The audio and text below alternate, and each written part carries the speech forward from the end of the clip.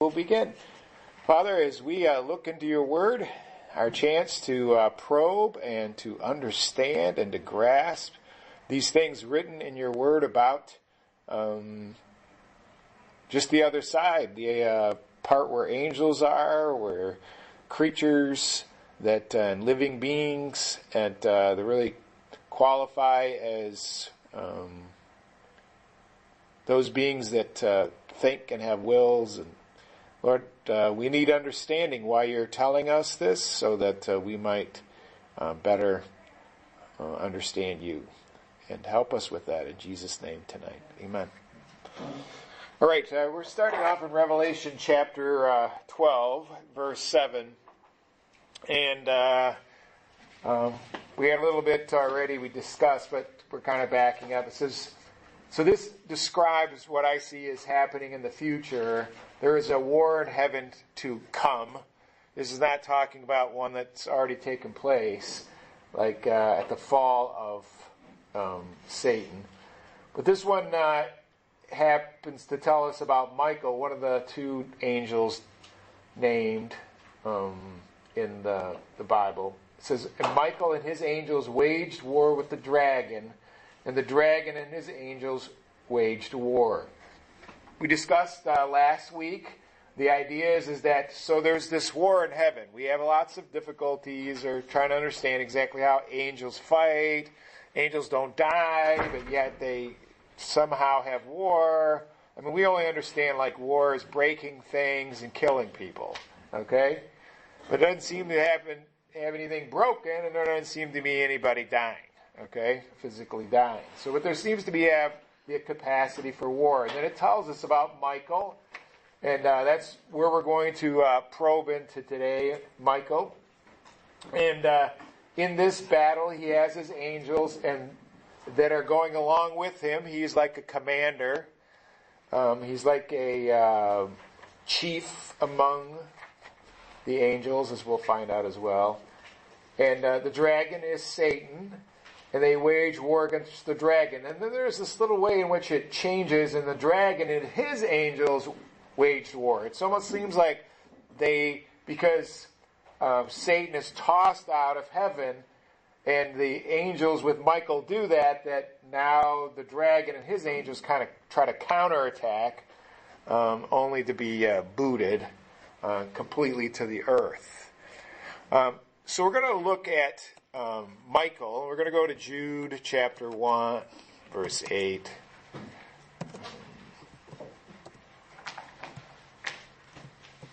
Jude 1:8. And we're going to pick this up with Dave. We're going to, because Michael is here in verse 9, but we have to understand a little bit about verse 8. So it says, in the same way these men, talking about false teachers, also by dreaming defile the flesh and reject authority and revile angelic majesties. Dave, tell us, related to this angelic majesty, and it's going to make a contrast. Going back about defiling the flesh and all that stuff. Nah, I mean, we just know that these are false teachers. They're fleshly. They're, sinful. But it's this part about reviling. Okay. And just to give you, the word revile there is the same word that we have for blasphemy. Or blaspheme. And it's to blaspheme is to defame, slander. And they slander, this is the word for majesties.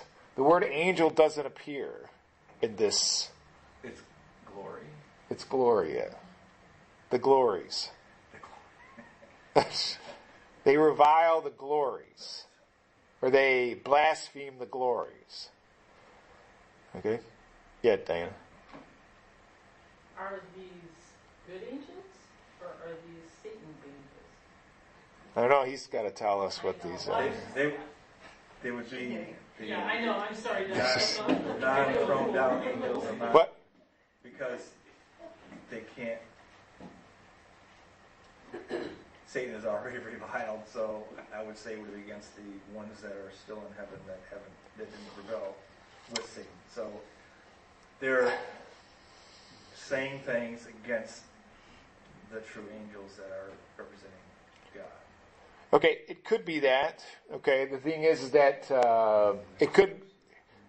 The difficulty is what is the glories? Okay, what is the weightiness? And we got a couple other passages, so let's just pause that one for sure. Okay, because if it has a negative or not, but what are they doing? Is they're speaking against. Let's call it the category of angels. It might actually be that glories is a group of angels, a type of angels. I don't know. It could just be describing angels in general. So these people, what they do is they rail against these angelic beings. Okay? They rail against them. False teachers make this big deal about speaking evil. They speak irreverently to those above them in importance, which appears to be angels. Okay? So it's not going back to the verses before it, where it talks about the... Because it brings up angels who did not keep their dominion and abandon their proper abode. It could be revile against the ones that already been rejected, or would they? To attempt to make their false teaching. It is one of the three possibilities. Is it could be fallen angels, because people even rail against Satan. Yeah. Okay, as a fallen angel, say for instance. You could have righteous angels, or it could be describing God. Okay, so those are possible three. As we go to the next part, maybe we'll figure out more of it. But as of right now, these people speak against authorities, probably not earthly authorities, because it could be kings and stuff like that. It could be authorities on earth. But it doesn't.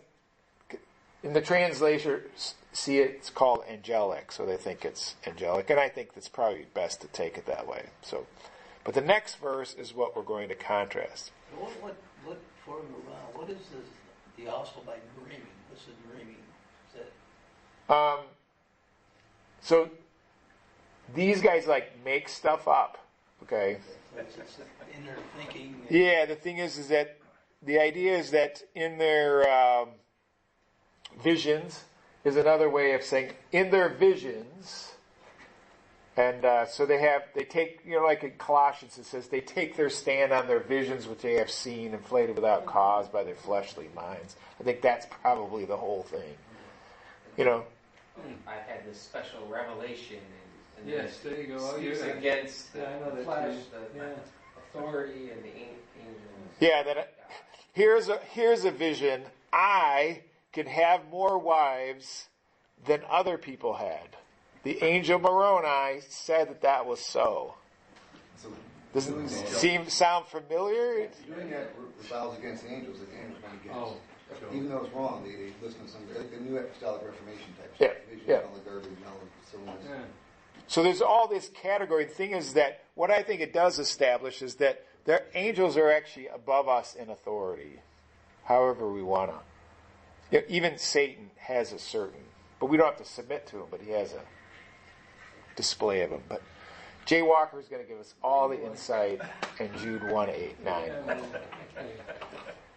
But Michael, the archangel, when he disputed with the devil and argued about the body of Moses, did not dare pronounce against him a railing judgment, but said, "The Lord rebuke you." Yeah. Well, Satan's going after him, railing after those guys. He just said, "No, I'm not going to rail back." Who's not going to rail back? Michael. Right. So Michael is being contrasted with who? In 8, the reviling. Yeah. The So against the angel. So they're trying to start the fight, and it's like, not this time. And it's like. So Michael doesn't do that. No, he just got to let the Lord deal with you. But the thing is that Michael is an archangel. What's an archangel?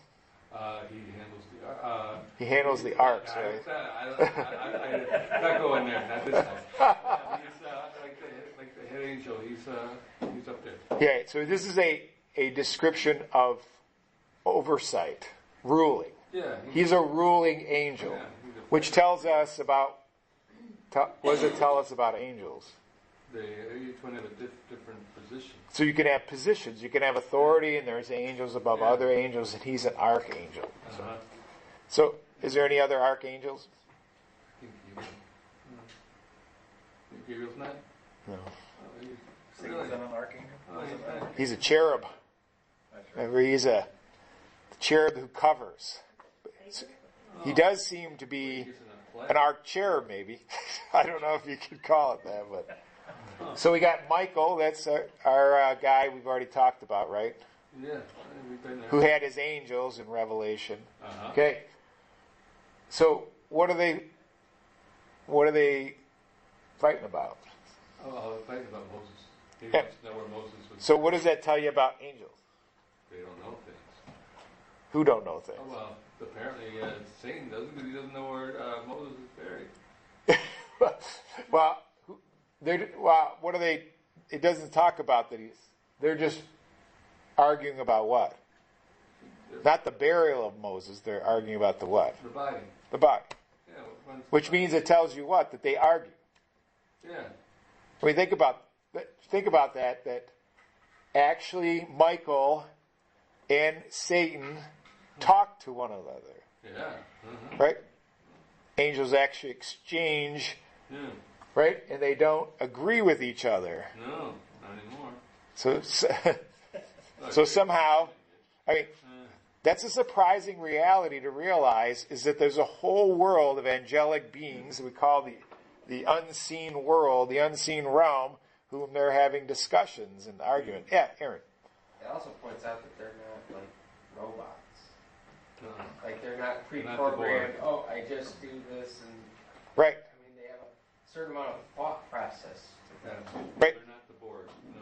Right, and they're not animals like living on instinct. They're actually creatures that have wills and choices, and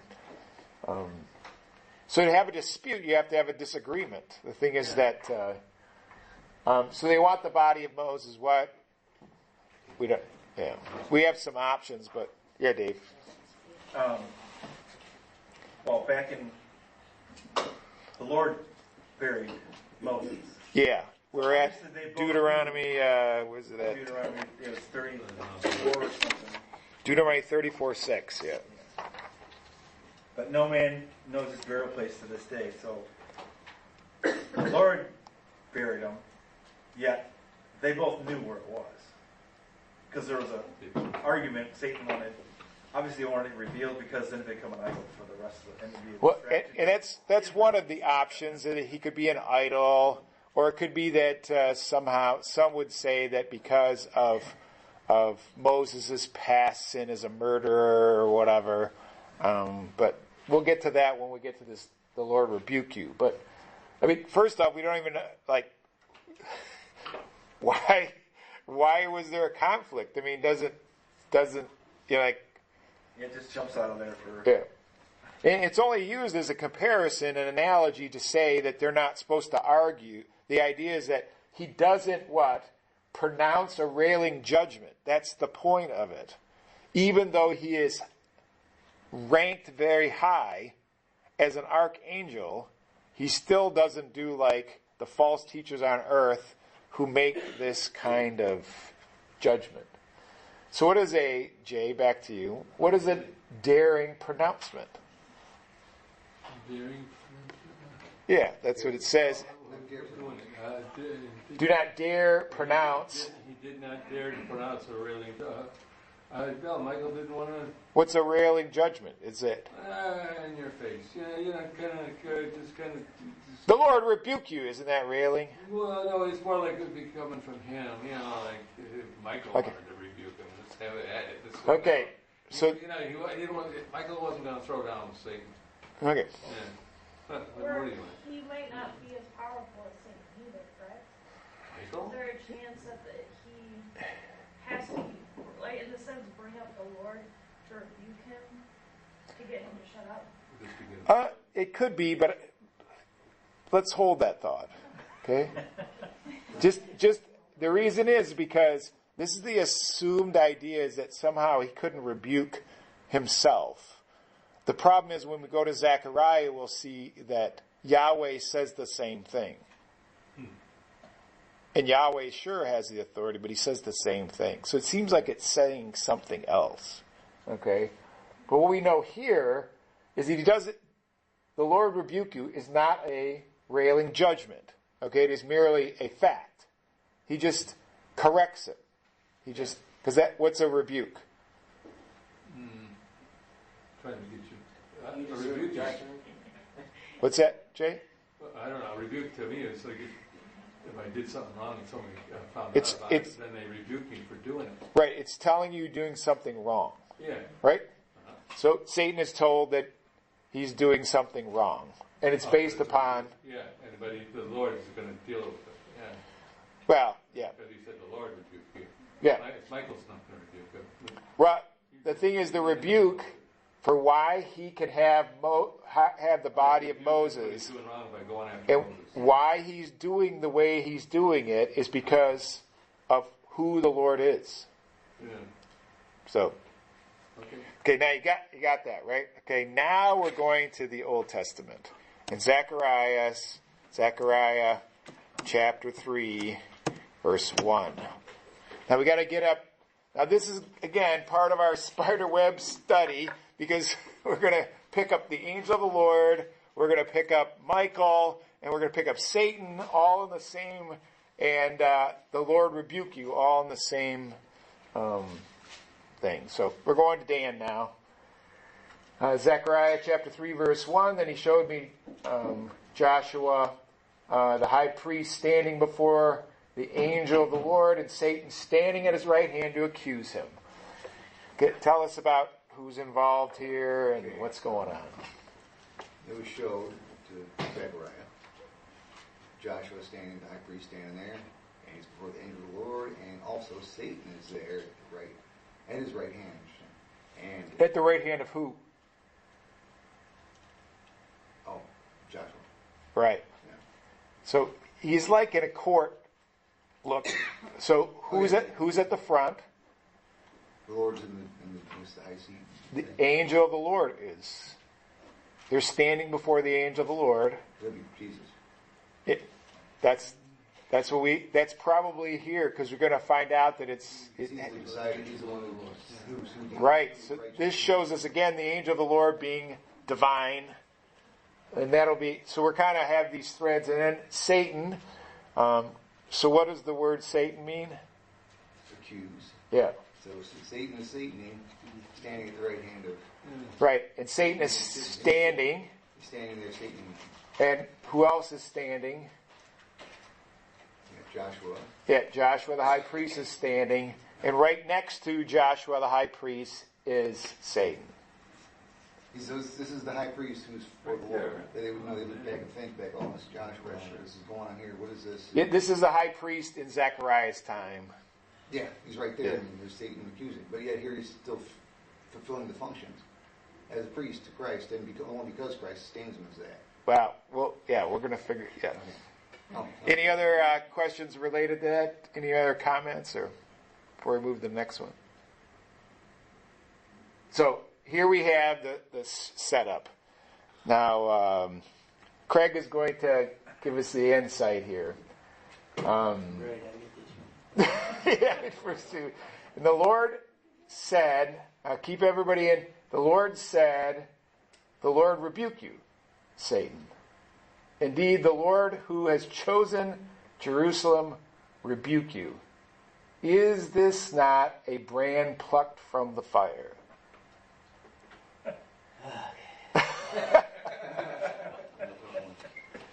Anybody want to help Craig? So basically what it's saying, Jesus is saying to Satan, and we're saying the Lord is Jesus, right? Yeah. That the Lord rebuke you, Satan.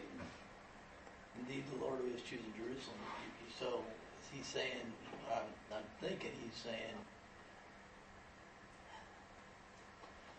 God rebuke you? The Father rebuke you? Well, think about what rest it says. So the thing is that the oddity about it is, why didn't he just say, I rebuke you? It doesn't say that, right? So if it's not saying the person rebuking you, then maybe the meaning of the word is rebuking. Okay? This is the word Yahweh, which has the idea that he is self-existent, powerfully present with his people. Okay? What's the first Lord? It's the same one. It's the same word. Yahweh. Yeah, capital Lords, all capital is Yahweh. So all three is Yahweh. Yeah, and same thing here, but what happens is that you get the idea that the angel is the same one talking here and saying, Yahweh says to Satan, Yahweh rebukes you. But I think what follows, what? Did you have a... What follows, I think, explains it. Okay, Craig, so tell me how this explains it. He says, indeed, the Lord who has chosen Jerusalem rebuke you. Right. So the reason why the high priest is not to be condemned, right, is why? Because God chose. Chosen. Commanded him. Yeah. Basically, the thing is, that it's the same reason why we are, it is not, and this is the question we were asking before class, but don't answer it right away. Since, why does God let Satan accuse the brethren? Why? Think about that why does he let them? Okay? Most everything that God allows or brings about is to show who he is. Okay, in contrast. So what would he be showing by allowing this accusation against his high priest? Is the accusation incorrect? Is the high priest truly righteous? No, we're going to find out that he's not. Okay, he's got dirty clothes. He's iniquity. I think he's just showing that he is the one that, judges and rebukes, and Satan's not.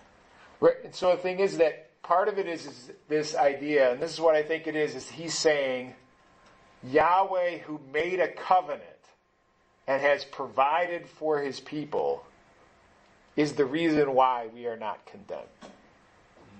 The accuser of the brethren shows that we rightfully should be accused. But God's answer is that I have secured their forgiveness.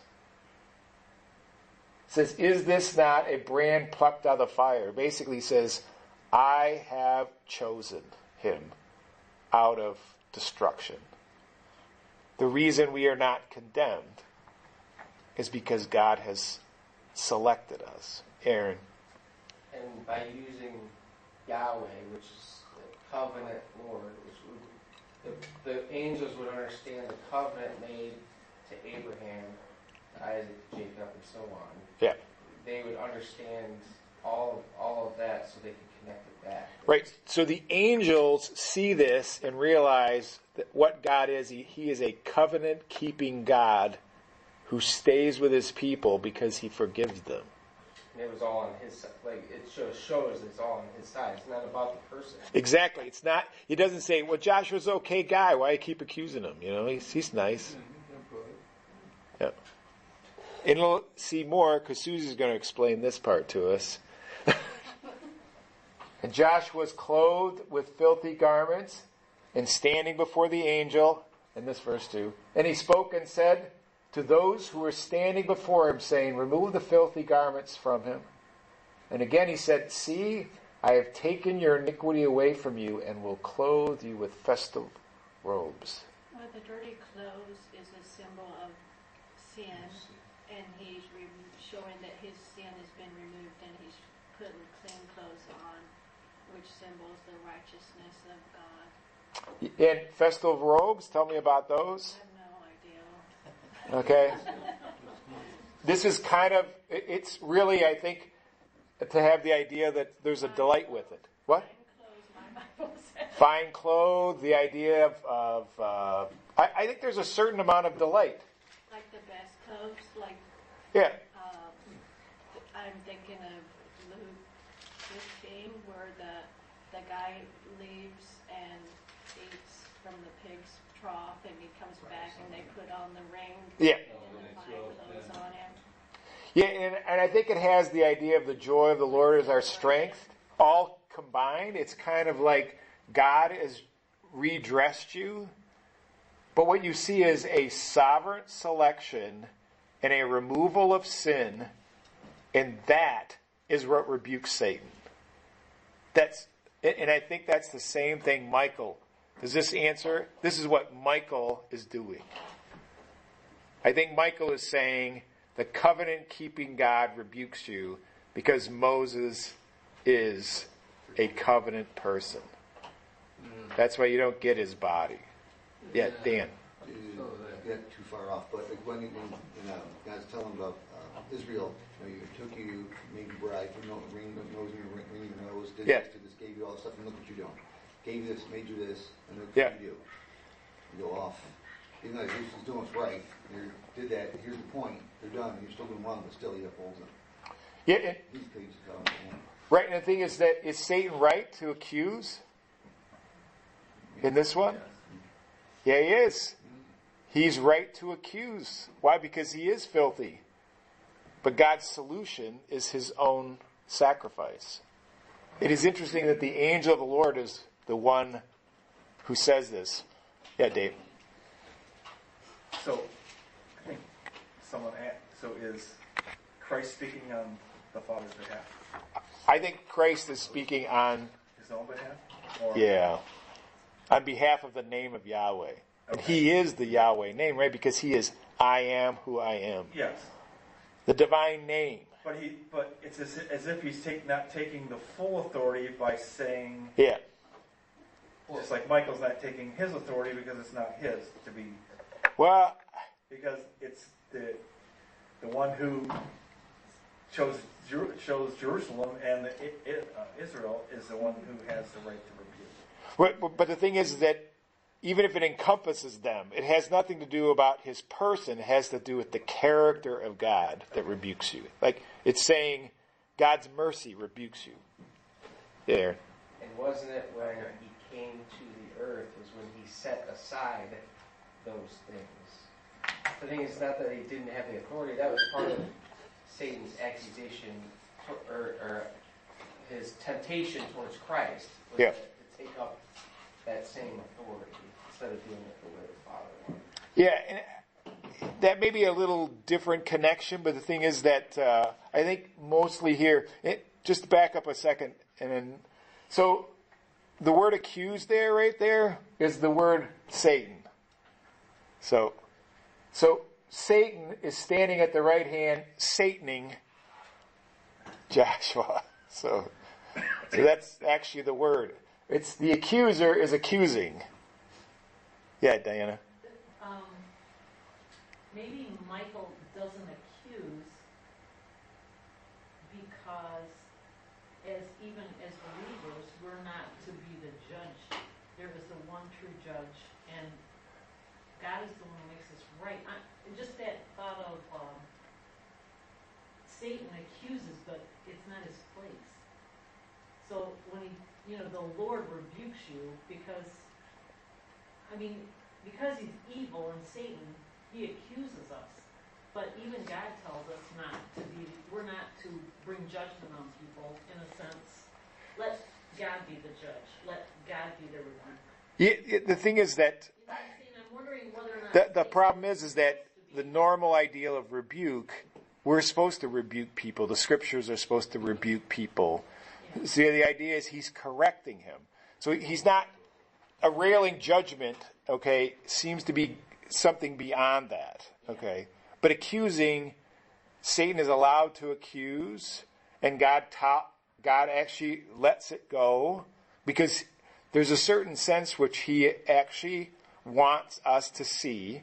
Here this creature rightfully says this, and the real answer is the difference. The answer is not that he is wrong. The answer is that God has selected you. God has forgiven you. And I think that's why he's allowed to accuse. So he still has a role of an accuser. It seems like this is his role. Okay? And Michael doesn't have to step into a different role. He just says, the reason why I can take the body of Moses is because Yahweh says I can. Yahweh says I can because he has a covenant people. So that covenant relationship is the rebuke. So he just says, the merciful God, corrects this. And it appears that he got, kept the body. Didn't say what happened to the body after that. So, because that wasn't the point of the body. So this next verse, this is where it gets a little nicer. Marinella says, then I said, who's I? Well, you'll tell me that.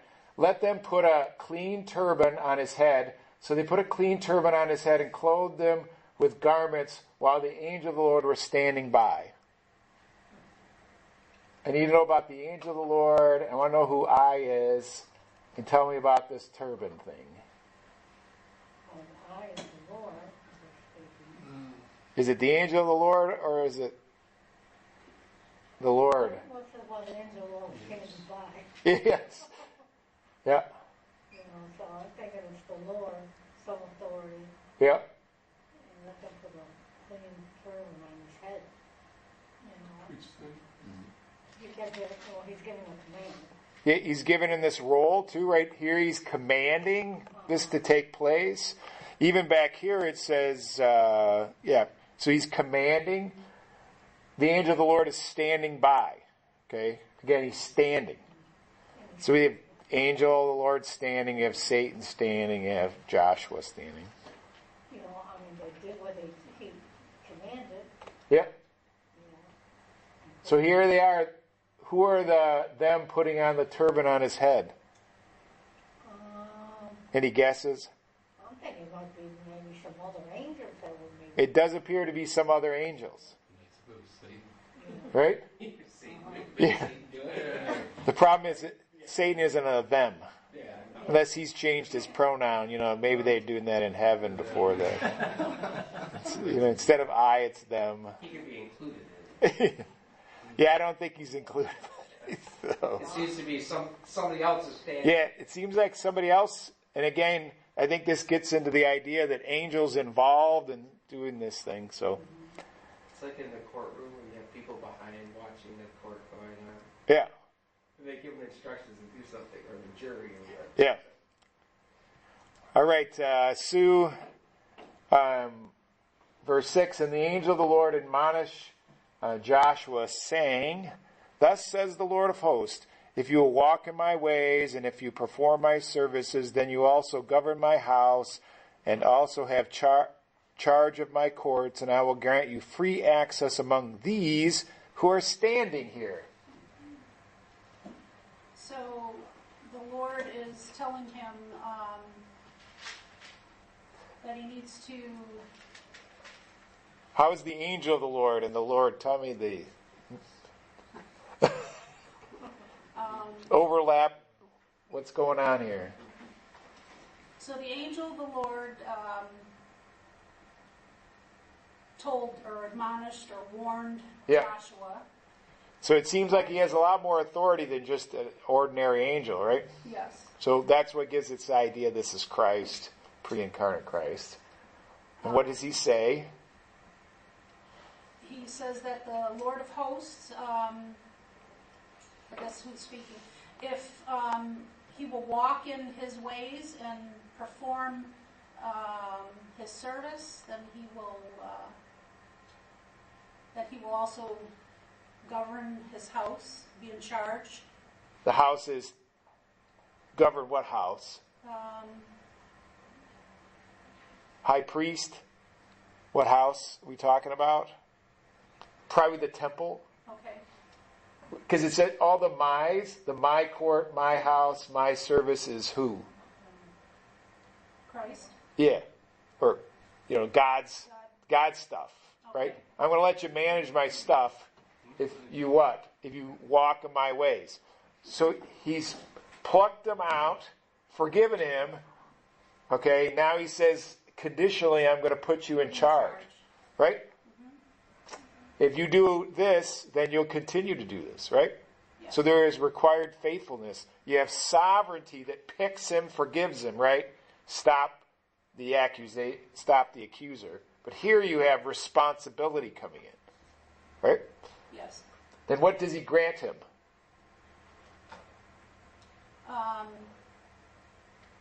Free access Free access. among those who are standing. So who's standing? Who are the people? Who are these standing? Who might they be? I'm not sure. It appears to be that they might be angels. The idea is somehow access to Christ, right? Access to the angel of the Lord. I mean, I don't think it's access to Satan.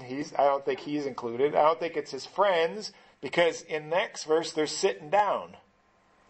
See, it says, "And you and your friends who are sitting in front of you." So those are not his friends. So there seems to be some access to angelic assistance and possibly the interceding of the angel of the Lord type of a thing. So kind of a strange dialogue, isn't it? Yeah. That's what it means, the Lord rebuke you. This is where this phrase has to be connected in Jude. So that was a long way to talk about that phrase, but we got to find out about Satan. Let's go back to... I got a question. Go ahead. So, this is Zechariah's vision, okay? Yeah. So, was Joshua really there, or was it showing, did Joshua attend this vision and get this pardon, or did Zechariah see it, which meant that he was supposed to let the people know God has declared him clean? And It could be either one of those. I don't know.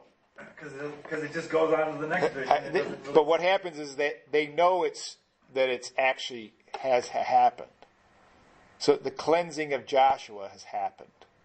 Whether they see it or not, whether they were there or not, that whole idea of friends, though, gets the idea that somehow... There's other... Yeah, that somehow that these all see it, yeah. Okay. But we're not told about it, so that's the best I can do. I don't have any more information. Okay. All right, Aaron, what I want you to do is give me a voice of the archangel shout. See if you can do that. You ready? 1 Thessalonians 4:6.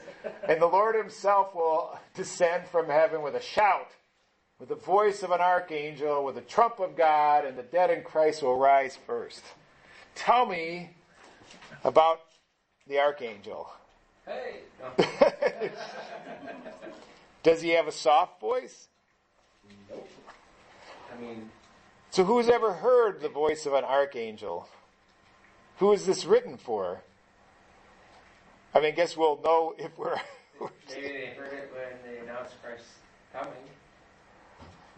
Right? Those could have been archangels. They were angels. Right. There was some sort of But announcement. isn't it strange to address it that way?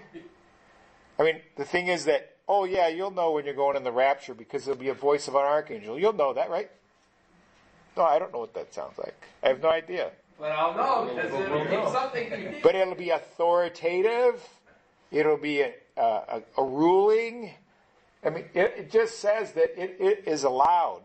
Okay, it is a very powerful, authoritative. And must be able to reach all those who are on the earth. That's right. All those who believe will hear it. So that's the only other reference to archangel that we have. There it is right there. Got it all understood there? I was going to say the voice has to be loud enough to raise the dead. Yes, exactly. Of course, Jesus just says, child, arise, and she was out. So, yeah. But the thing is that, because the Lord himself, remember the Lord's, I think this is written for angels. This is one of those verses where you get the idea that part of Scripture is written for angels to understand. Because this does not help us on our side of the question. The thing is that it's saying, this will happen, the Lord himself will descend with the voice of an archangel, and the ones who know the voice of an archangel are very few people on this side. All the angels on that side, I bet you know what the voice of an archangel is. Right? But but a few prophets, very few, know exactly what that sounds like. Well, if there's angelic beings interacting with us, watching over the churches and stuff, there must be some role so it informs them, which they would be the one that would recognize it. Yeah, I think what happens is they'll recognize it, and they're the ones watching that. I mean, we're the recipients of this. I mean, it's not like we're going to, I didn't recognize the voice of the archangel, I'm staying. Right? It's not, right? I didn't.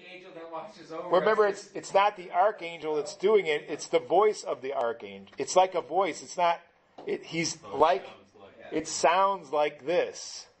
Yeah. Maybe it's like a distinct tone. Yeah, it might be right. It might be a certain. Like if my parents spoke to me in a distinct tone, like, oh, pay attention. Yeah. But I mean, Jesus' voice, we know we have to, we hear his voice, we follow him. So, all right, so there's our archangel. Now we're going to go on Michael, another, we'll skip the reviling judgment. There's another reviling judgment that parallels Jude in 2 Peter, but it has the same ideas. Instead, we're going to go to Daniel. We're going to pick up about Daniel 10:13, and Alicia is going to tell us about this. Daniel 10:13. But the prince of the kingdom of Persia withstanding me, this is another angel, for 21 days. Then behold, Michael, one of the chief princesses, came to help me, for I had been left there with the kings of Persia. Now, this is real interesting interaction about what we know very little besides this. But let's kind of take this apart. Prince. Okay? What's a prince? Chief or ruler official. Very good. I was doing that for you. So this is kind of a person in charge, but the prince of the kingdom of Persia. Now, this could be a human prince or an angelic prince. Okay?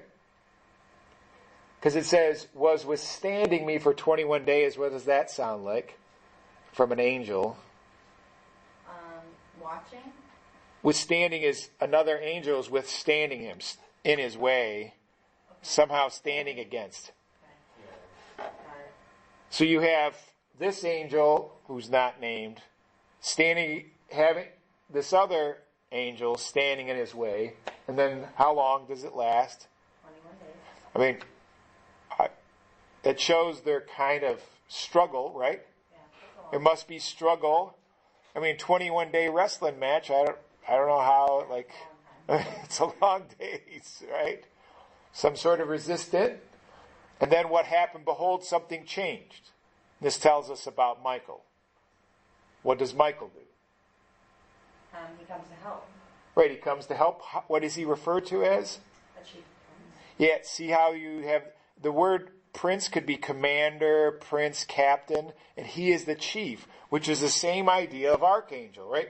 A chief, an overseeing one. And what does he do? Come to help? How does one angel help another? I don't Two are better than one. Right? He has enough power to what? To stop whatever it's doing. What was the angel, the first angel, the last phrase? I had been left there with the kings. See, this is where prince is different than kings, right? Right. So that the kings seem like the earthly ones, and the prince seems like a demon. So the idea of the prince of the kingdom of Persia is a demon. So you have demons who what are involved. Is that why he's left there? He's left there. It seems like he's left there to deal with the demon who is in the kingdom of Persia. Got it. And Michael has to assist him in what? So that he can get away. This is an explanation, just so you know. This is an explanation of why it took so long to answer the prayer of Daniel. Okay. He's explaining why he's taken so long. All right, is that enough? Everybody got that? Down solid, that one. All right, let's go to, so in chapter 8, verse 11, he's called the commander of the host. And let's see, what else? Let's jump to 9:25. Daniel 9:25. How we get a little kind of prince thing is going to be complicated here with hope. So you are to know from the discerning that the issue of the decree to restore and rebuild Jerusalem until Messiah the Prince, there will be 70 weeks of 62 weeks. It will be built again with plazas and moats, even in times of distress. I just want to know about the prince idea. Who is described as the prince? Messiah, which is Jesus? Yeah. So he's described as the prince in this verse, right? So he's like the captain. In verse 25, then after the 62 weeks, the Messiah will be cut off and have nothing. And the people of the prince who is to come will destroy the city and the sanctuary. So does the prince now switch back to Satan? It seems like it's Satan. Satan is a prince here, or the Antichrist, or something like that. Yeah, because Jesus will be cut off. That means that he's going to die for our sins. Be cut off. Yeah. And the people of the fringe, which is Satan's, is that angels or is that just anybody? It seems like the people of the prince it's probably referring to one that we're talking about in Revelation, where they're cast down to the earth. Okay. It appears to be. Okay? And then the end will come like a flood. But what I'm trying to do is show you that there's these different people who are called princes or authorities, and then there's the one he is called the Prince of Princes. And that, I think, is referring to Messiah again, the Prince of Princes. And also in Ephesians 2:2, it says the Prince of the power of the air, referring to Satan, the spirit that now works in the sons of disobedience. So the Prince of Princes are in chapter 8, verse 25, and I think that's talking about Messiah, or the angelic commander of commanders. So we have one more. Let's go to Daniel 12:1. Diana. Now at that time, Michael, the great prince who stands guard over the sons of your people, will arise, and there will be a time of distress such as never occurred since there was a nation until that time, and at that time your people, everyone who is found written in the book, will be rescued. Whew, so tell us about Michael and the prince and all.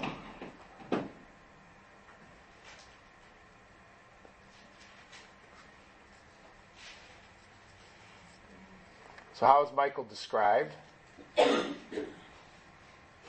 the great prince who stands guard over the sons of your people.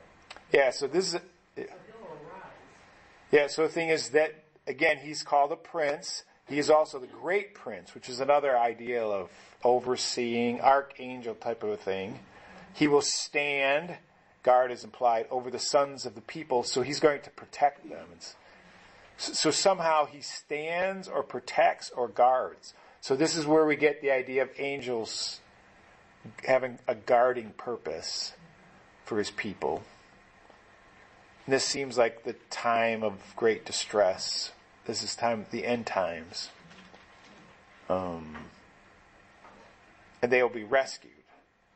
And it seems like he's... Power and strength to rescue that many people. Yep. Yep, so he's rescuing, and this is the time of rescue, and this could, again, probably refer to this end time thing in Revelation. So that gives us...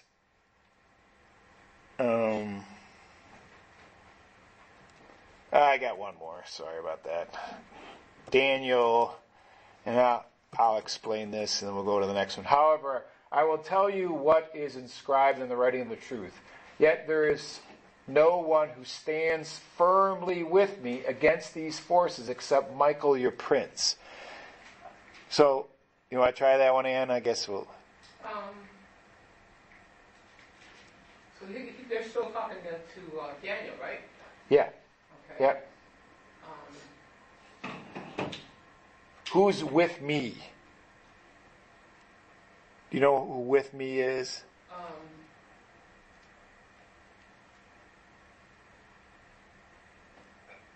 This is that angel that was held up for 21 days. Yeah, the one that we were talking about initially. Yeah, what is odd about that whole idea of no one stands with me? There's no one who stands with me besides Michael. The other angels? He's talking about the other angels are standing with him? Are not standing. Right, he only... I don't know what else they're doing. I don't know what else myriads and myriads of angels are doing. I mean, but it seems odd, doesn't it? It's kind of like Michael is there for Israel. Maybe he's assisting because of this particular area. I don't know. But the idea is that Michael is one who is a prince, and he is strongly standing against error in this one. And he is firmly with Israel. Right? So they know that Michael is firmly with the people of Israel, his children. So, all right. Got that all? Got Michael all down? Let's go to Revelation 12:8. So we're back to heaven, the war. This is what's going on. Dave's going to tell us about the war here going on. What happens at the end of the war? They were not strong. That Satan and his angels were not strong enough, and there was no longer a place found for them in heaven. So Michael and his group of angels overpowered and didn't allow the other Satan's angels to come back. Right. So they're boot. Yep. So it means that they used to have some access to heaven, at least Satan. Now they don't. No more accusing of the brethren. That little function's over. Does he like it? Think Satan likes that? No, he doesn't like it. No. Do you know Satan can get more mad than he already is? Did you guys know that? More man is that English. Yeah. He can have more anger, which means he varies his anger. We don't always think that angels are like Satan. Flare up. Yeah, he's going to flare up. So he's stronger. The idea, strong enough. The thing is that so either God takes away Satan's power, gives the angels power, or they already have power, whatever. Some reason it was not found, and they're tossed. J, verse 9, it says, the great dragon was thrown down, the serpent of old is called the devil, Satan, who deceives the whole world, who was thrown down to the earth, and his angels were thrown down with him. Yeah. Yep. The great dragon, why is he a great dragon? Tell your size, big. He's big. He's taller than other dragons. Well, I would point out, yeah, it's like he said, another one. So it could be great because he is the mega dragon. Why do they use dragon? Guess what the word is? Dragon. Dragon. I don't know. What's the question? What does dragon mean? Why are we using dragon? Why dragon? Yeah, I don't know. Dragon's like a snake. Oh. Similar to a Something snake. to do with the garden. Yep. The great dragon is, he has a long neck. He's the big shot. Yeah. He's the big. Maybe great was like they're funny. Just Yeah. reference back to the beginning. Yeah. That's the serpent of old. This is all like, this is taking all the Old Testament and saying, this guy, this thing, this is the same person. That's him in his more angry mode. Is it? I thought it was this one. I thought it was when he was the red dragon. Oh, That's when he was really mad. Double twice. Yeah. When he was a serpent of old, it was he was speaking. Now he's dragon's like a devourer. Yeah, so it's more ferocious. It gives the idea of ferociousness. And so he gets, and him and his angels are thrown down with him. So they're hitting the earth with him. So they're confined is what happens. They have a greater confinement. Oh, so that's like a prison. Yeah. Well, it's kind of a, imprisoned in a city, say, for instance, as opposed to imprisoned. It's like being in the logo. Okay. Yeah. So So why were the names of Satan thrown down twice instead of once? he just want. You didn't understand the first time. Yeah, it's to make sure you know exactly who we're talking about. No problem. Because remember, these are all descriptions. We don't even know what his name is. Except the accuser. But that's a description. Right? Correct. I mean, Satan right there is Satanus, thrower. The devil is Diabolos. The dragon is Dragoon. Now they're referring back to Lucifer. And he's Lucifer's kind of angelic name before the fall. yeah, I don't. It may be. You probably have to. Some think it is, but that's the King James translation of I think it's in Isaiah. So it's kind of an unusual reason why they would call it that, because I don't know where they get that name from.